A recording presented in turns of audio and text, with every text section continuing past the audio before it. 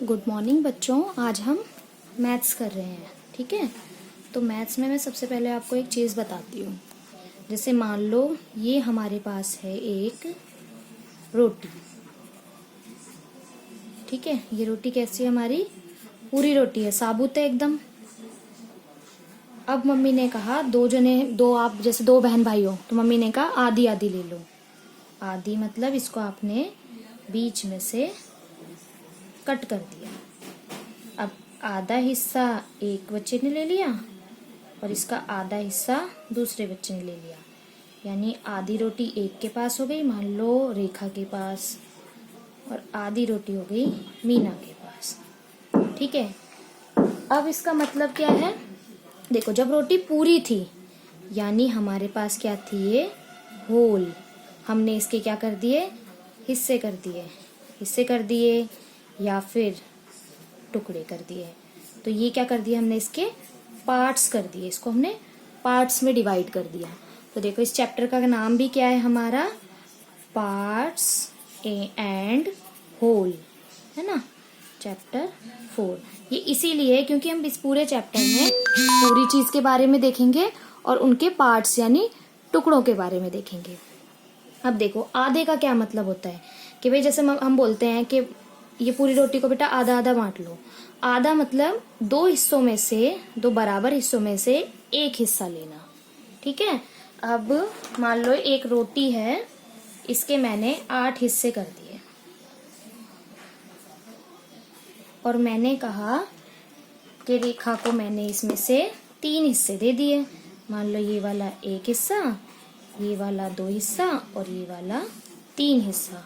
अब मैं इसको बोलूं कि मैथ्स में कैसे लिखेंगे इसको कि कितने हिस्से दिए हैं, तो हमें पता है कुल हिस्से कितने थे टोटल। 1 2 3 4 5 6 7 और 8।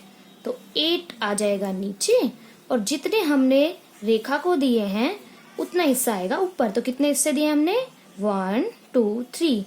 तो अगर मैं पूछूं कि भाई मैंने इसमें से रोटी में से कितना पार्ट दिया है, तो हम लिखेंगे 3/8 पार्ट हमने किसको दिया है? रेखा को दिया है। अब इसका मतलब क्या होता है? जब हम इस फॉर्म में इसको कन्वर्ट करते हैं 3/8, तो इसका नाम होता है, इसको बोलते हैं हम फ्रैक्शन, या फिर हिंदी में बोलेंगे तो भिन्न, ठीक है।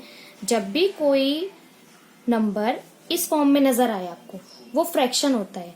चाहे वो 1/2 हो, 3/8 हो, 9/7 हो, ठीक है, 16/35 हो, कुछ भी हो, जब ऐसे अपॉन की फॉर्म में आता है ना, तो वो बन जाता है हमारा फ्रैक्शन यानी भिन्न। अब इसमें भी 2 हिस्से हो गए भाई, एक हो गया ऊपर वाला हिस्सा, एक हो गया नीचे वाला हिस्सा। इन दोनों के भी अलग नाम होते हैं। ऊपर वाले को हम बोलते हैं न्यूमरेटर और नीचे वाले को बोलते हैं डिनोमिनेटर, ठीक है। अब मान लो मैंने ऐसे भी एक फ्रैक्शन लिख दिया यहाँ पर और मैं बोलूं कि आपको ये पहचानना है कौन सा पार्ट इसमें डिनोमिनेटर है और कौन सा पार्ट इसमें न्यूमरेटर है।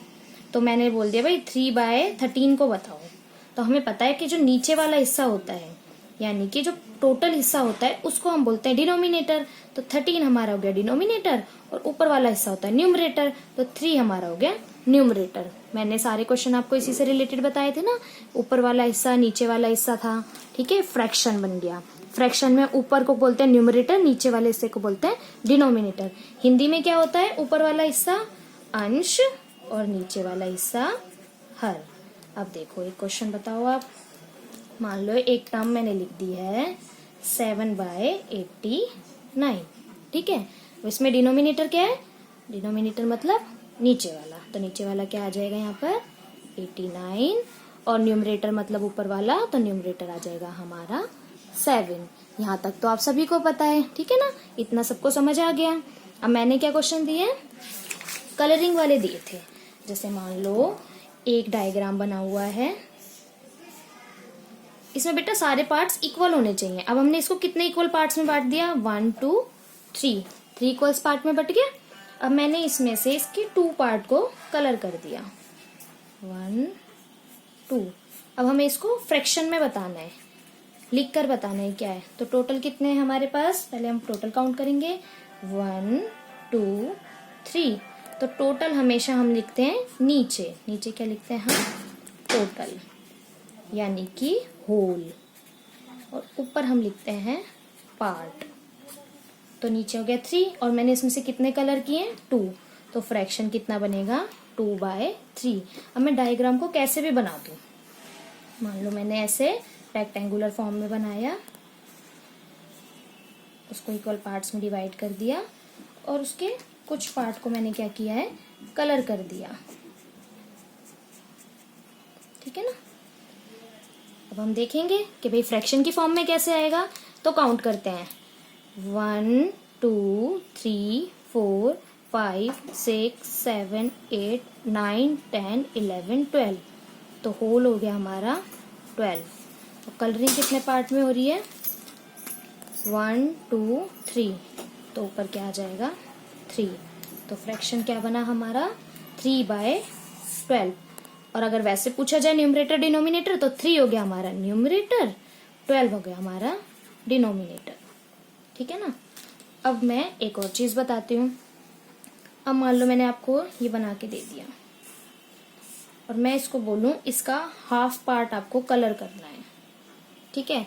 हाफ का मतलब क्या होगा कि 4 हिस्से हैं, उसका आधा, तो 4 का आधा कितना होगा 2, तो 2 हिस्से हमें इसके कलर करने हैं, ऐसे भी हो जाता है, ठीक है। अब भाई मैंने तो आपको सिखाया था इसको कैसे लिखेंगे कि टोटल हो गए 1 2 3 4 और उनमें से 2 कलर कर दिए, और यहाँ पर मैंने आपको हाफ दे दिया कि भाई हाफ कलर करो। तो हमने क्या देखा है, हाफ करेंगे तब भी वही आंसर है, 2/4 करेंगे तब भी वही आंसर है। ऐसा कैसे हो गया, तो इसको बोलते हैं बेटा इक्विवेलेंट फैक्टर। ये भी मुझे कराने हैं, इक्विवेलेंट फैक्टर, ठीक है, या फिर इक्विवेलेंट फैक्टर भी बोलते हैं। तो ये कैसे पता चलेगा कौन से इक्वल हैं, तो जैसे मान लो मैंने एक फ्रैक्शन दे दिया आपको 3/6, 4/8, 5/10, 2/4, तो हमें इसमें क्या नजर आ रहा है कि जो ऊपर वाले की टेबल है ना उसके 2 में ही आता है। जैसे भाई 3 1 जा 3, 3 2 जा 6, 2 1 जा 2, 2 2 जा 4, 4 1 जा 4, 4 2 जा 8, 5 1 जा 5, 5 2 जा 10। मैंने ट्वाइस लिया है सबका, है ना। अब मैं ये लेती हूँ,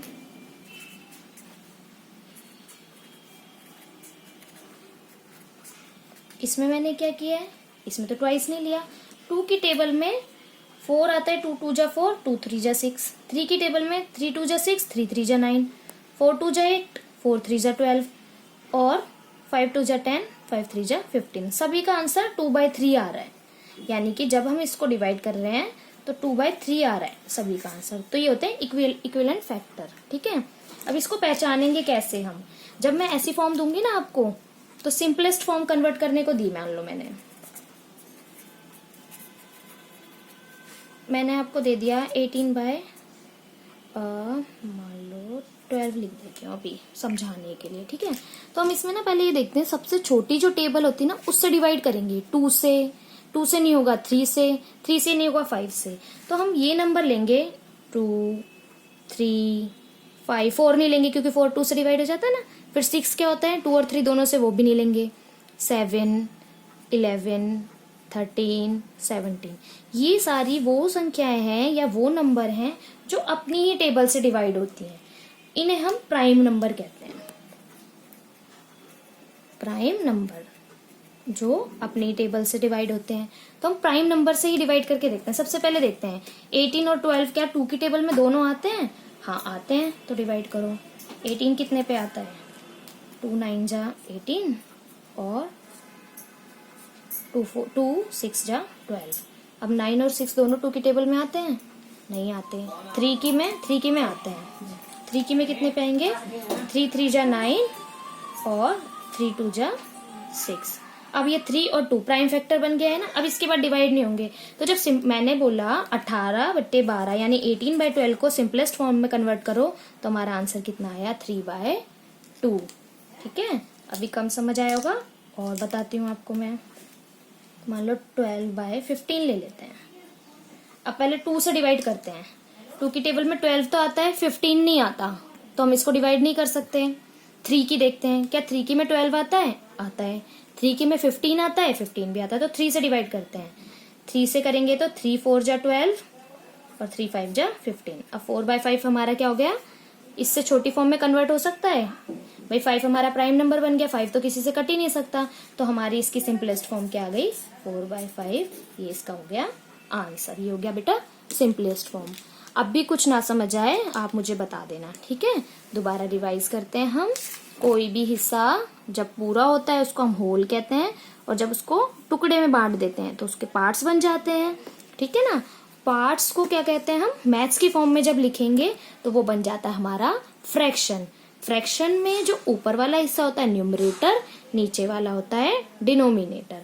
अब चाहे मैं ऐसे दे दूं आपको, डिनोमिनेटर न्यूमरेटर है तो आप फ्रैक्शन बनाओ, तो भाई न्यूमरेटर हमें पता है ऊपर की साइड आता है, तो ऊपर आ गया हमारा 3, और डिनोमिनेटर नीचे की तरफ आता है तो 13 आ गया नीचे। अब चाहे मैं आपको पेपर में डिनोमिनेटर न्यूमरेटर लिख दूं तो आप फ्रैक्शन बना लोगे, अगर मैंने फ्रैक्शन दिया है तो उससे न्यूमरेटर डिनोमिनेटर निकाल दोगे। और कलरिंग वाला भी आपको इजीली समझ आ गया कि जो टोटल होता है होल वो नीचे आता है, और जो पार्ट्स होते हैं वो ऊपर आते हैं। अब मैंने कलर करके दे दिया तो आप पहले टोटल गिनोगे, 1 2 3, 3 आ गया नीचे, जितने हिस्से को हमने कलर किया वो आ गया ऊपर। और अगर मैंने आपको ऐसे दे दिया कि भाई 3/12 दे रखा है तो आप इसमें कलर करो, तो आप देखोगे 12 टोटल था, 3 पार्ट को आपको कलर करना है, 3 को आप इजीली कलर करके दिखा दोगे। फिर मैंने आपको बताया कि भाई 4 के हाफ पार्ट को आपको क्या करना है, कलरिंग करनी है, तो इसके हाफ पार्ट होते हैं 2, तो चाहे तो 4 में से 2 पार्ट को कलर कर दो, या 4 का हाफ यानी कि 2 कलर कर दो। अब इक्विवेलेंट फैक्टर मैंने आपको बताया कि भाई इनका आंसर क्या आएगा, अगर हम इसको सिंपलेस्ट फॉर्म में कन्वर्ट करें सेम आएगा, 2 1 जा 2, 2 2 जा 4, 3 1 जा 3, 3 2 जा 6, 4 1 जा 4, 4 2 जा 8, 5 1 जा 5, 5 2 जा 10। सबका क्या आ रहा है आंसर, 1/2 आ रहा है, यानी कि 6 क्या है, सॉरी 3 क्या है, 6 का हाफ है, 2 4 का हाफ है, 4 8 का हाफ है, 5 10 का हाफ है। अगला 2 2 जा 4, 2 3 जा 6, 3 2 जा 6, 3 3 जा 9, 4 2 जा 8, 4 3 जा 12, 5 2 जा 10, 5 3 जा 15। ठीक है, तो इन सब का इक्विवेलेंट आंसर क्या आएगा, 2/3, और इसी को हम बोलते हैं सिंपलेस्ट फॉर्म में कन्वर्ट करना। तो ये आएगा, सैटरडे को मैं आपको सिंपलेस्ट फॉर्म वाला कराऊंगी। आज मैंने आपको समझा दिया है, अब कुछ ना आए वो आप मुझसे कभी भी पूछ सकते हैं।